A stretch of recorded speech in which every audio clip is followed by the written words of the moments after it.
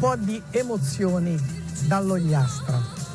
Questa costa con un susseguirsi interminabili di cale, calette, rocce particolari, spiagge bianche. Per esempio qui siamo nel golfo di Orosei e in questa spiaggetta ci si può arrivare solo conquistandola.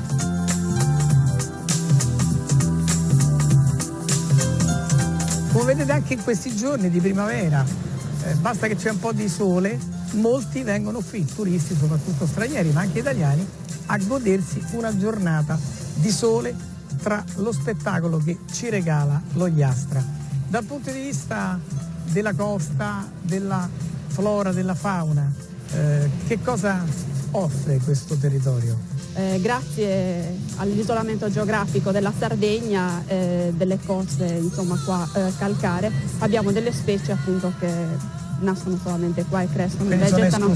Sono esclusive, sì. Da poco c'è stato un gruppo di botanici olandesi che hanno visitato appunto le nostre coste proprio per questo motivo. Per i non addetti ai lavori, come siamo noi, abbiamo un'infarinatura ovviamente di botanica, ma per chi volesse approfondire, pur non essendo un esperto, c'è la possibilità? Sì, ci sono delle guide che accompagnano i turisti nei sentieri naturalistici. Quindi ci sono dei sentieri, una mappatura di sentieri naturalistici? Sì, veramente sono tutti adatti, diciamo, da percorrere in questo senso. Ma questo mare, che dite, fa venire la voglia di un bel tuffo e andare a scrutare nei fondali? Ci proviamo. Arrivederci.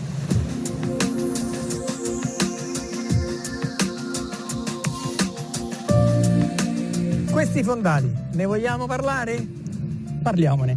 Come vede, cioè, già venire qua è uno spettacolo. Si appaga la vista. Sì, poi una volta che ci si immerge entriamo in un mondo bellissimo, fantastico, e qui possiamo fare veramente di tutto, cioè dall'immersione in parete, l'immersione in secca, ma una cosa particolare che c'è in questa zona sono le prove sub, che possono essere fatte sia dai bambini che dalle persone anziane. Anche chi non ha mai avuto giustamente, che non ha confidenza. Il battesimo dell'acqua. Qui dove siamo? Cala Colorizze, questo è l'arco che è una cartolina, questa è una presentazione dell'Ogliastra perché è vista in tutto il mondo e conosciuta in tutto il mondo. Fotografatissima, esatto.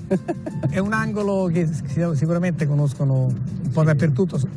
Chi viene qui in Ogliastra per fare subacquea sicuramente conosce, sì. È un punto di riferimento. Punto di riferimento, esatto. Che altro si può fare? Ma guardando qui la prima cosa che viene da dire è l'arrampicata sportiva, alpinismo. Qui viene gente da tutto il mondo perché con uno spettacolo così abbiamo il mare, la montagna che si fondono insieme. Poi passeggiate? Passeggiate a cavallo, in bicicletta, con i quad.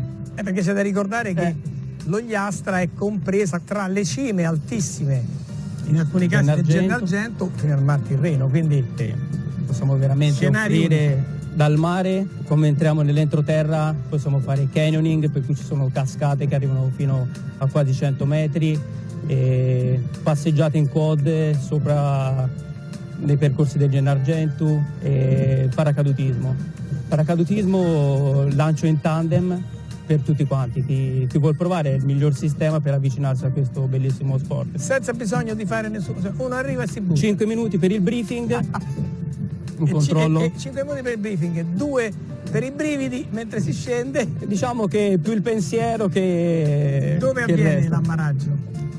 Si spera che non sia un ammaraggio, che sia un atterraggio. Grazie. Abbiamo visto quindi alcuni modi, alcune maniere per scoprire palmo palmo questo territorio, ma ce ne sono altri modi, ce ne sono tanti altri di modi.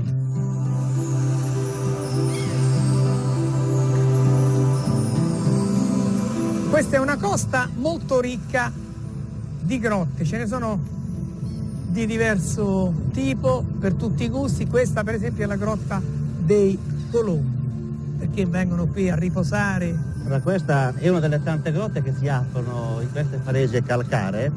questa in particolare, appunto, la Grotta dei Colombi si può fare solo a livello speleologico perché c'è ancora molto da esplorare, però ce ne sono tantissime altre, sono quella dei Submarmori di Ulassai, e poi infine abbiamo ultima aperta la Grotta del Fico, che troveremo più avanti durante il percorso. La Grotta del Fico è accessibile? Sì, è attrezzata turisticamente, dove le barche portano i turisti tutto il periodo estivo.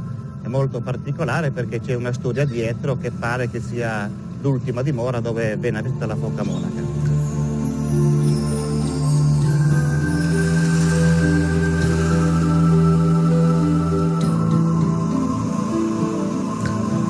I visitatori hanno la possibilità di andare a scoprire anche queste grotte, ma anche di fare delle escursioni con le imbarcazioni che fanno proprio questo servizio. Si parte dal Porticciolo Santa Navarrese, che propongono questo servizio con i barconi per i turisti per vedere sia le grotte e anche questo spettacolo, anche da Arbatax della partenza. Che cosa accade durante la navigazione? Allora, qui ci sono 40 km di costa da vedere, tutto incontaminato più o meno come lo state vedendo adesso, che in tutta la giornata, oltre alle varie scalette dove si può fermare anche a fare il bagno, con pranzo a bordo oppure nei vari punti di ristoro. Si può fare anche una anche il pranzo a bordo. Pranzo, sì. Merenda a seconda, colazione a seconda. Quello che uno vuole fare si può fare.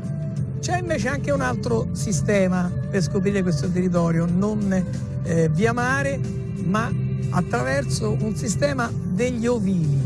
Questo è straordinario. Sì, qui stiamo parlando già di qualcosa di molto tecnico, perché in questi poi ci sono ancora le vecchie testimonianze dei vecchi ovili. Ecco, noi abbiamo sviluppato un percorso che si chiama Selvaggio Blu, è un trekking che dura 5 giorni, si può fare anche solo una tappa che dura un giorno, che sono almeno 7-8 ore di marcia a piedi per andare da tappa a tappa, che si parte da Pedralonga fino a Calassesino, dove la notte si pernotta in questi vecchi ovili, fatti con ginepro, come ancora il pastore ha lasciato più di 50 anni fa. Quindi si fa un po' la vita insieme al pastore mentre fa... Il nome non è molto casuale, perché Selvaggio Blu vuol dire proprio quello, perché il trekking è molto selvaggio, è molto tecnico, perché sono delle arrampicate, delle calate in corda, e poi il blu perché si va sempre vicino al mare, tutti i giorni si vede sempre il mare sotto. Quindi si assiste alle fasi della lavorazione del latte? Sì, troviamo i pastori che ci fanno vedere come ancora nei tempi antichi si poteva fare il formaggio. E si mangia con il pastore? Certo. E c'è ancora un'altra iniziativa che gli amici di Sereno Variabile conoscono perché l'abbiamo proposta in altre occasioni, ma anche su questa costa c'è il famoso Trenino Verde, un'esperienza da fare.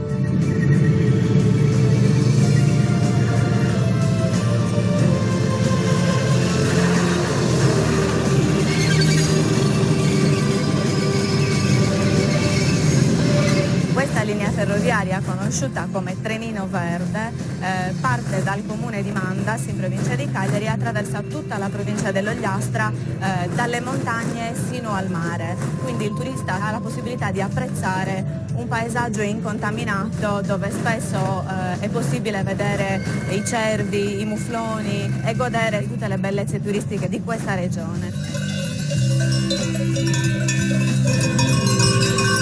Ma veniamo anche a delle informazioni utili per chi decidesse di venire qui a trascorrere un soggiorno. Al di là della tradizionale rete alberghiera, pensioni, eccetera, quali possibilità? L'Ogliastra in questi ultimi anni si è saputa aggiornare rispetto alle esigenze dei nuovi target turistici che sono andati a colpire tipi di utilizzo del territorio molto variegati. Quindi si è usciti da una classica destinazione quale era quella della costa per integrarla anche all'interno. Per esempio oggi in Ogliastra abbiamo la possibilità di offrire oltre 65 B&B che si sono potuti sviluppare sia nelle quindi zone montane, bed and breakfast, soltanto pernottamento e prima colazione, che però vanno in sinergia anche con le realtà degli agriturismo che fungono anche da volano per la conoscenza anche proprio più diretta dell'intero territorio.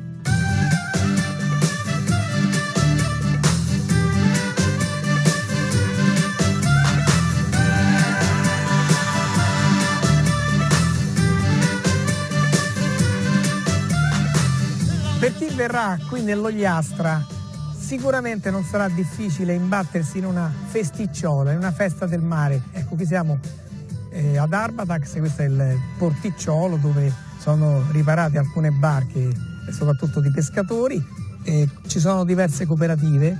In Ogliastra abbiamo intorno ai 150-180 pescatori. Che si pesca in questo periodo? Questo periodo si pescano pesci di mare innanzitutto, polpi, pesci classici di zuppa, si pescano le seppie, questi stanno pescando molte seppie, qualche tonnetto, insomma pesci di primavera generalmente, qualche aragosta anche.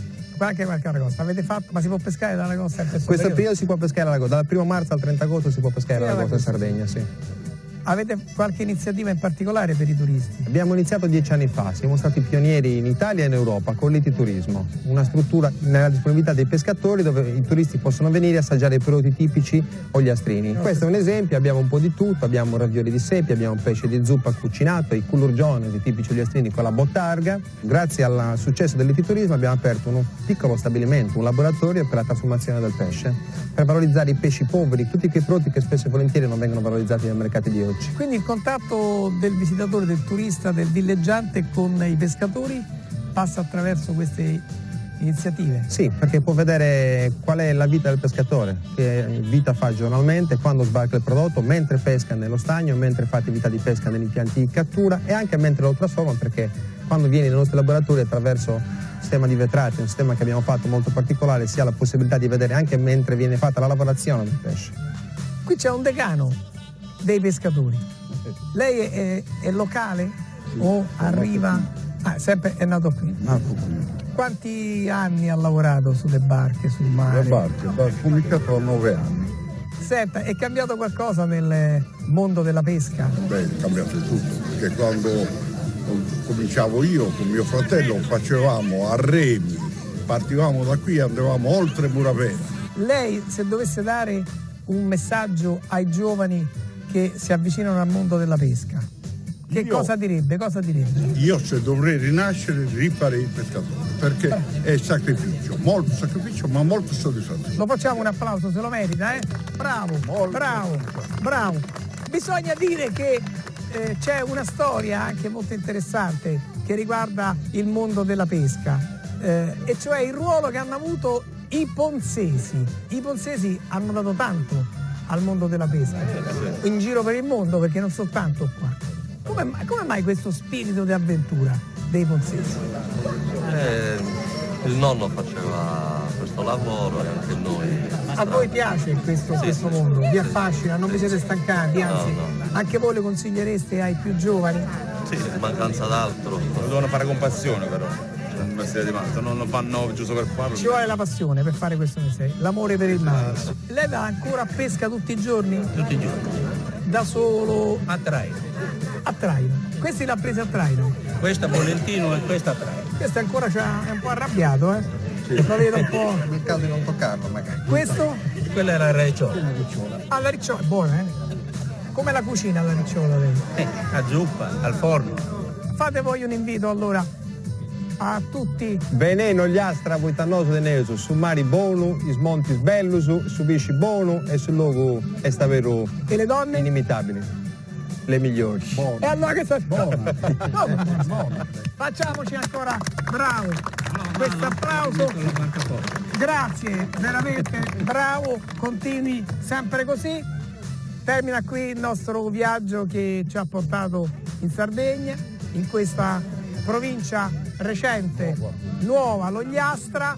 Osvaldo Bevilacqua vi ringrazia per essere stati con noi. Buon proseguimento con il Rai 2. Ci vediamo sabato prossimo verso le 17, 17:10, sempre con Sereno Variabile su questa stessa rete. Ciao a tutti, buon fine settimana. Ciao.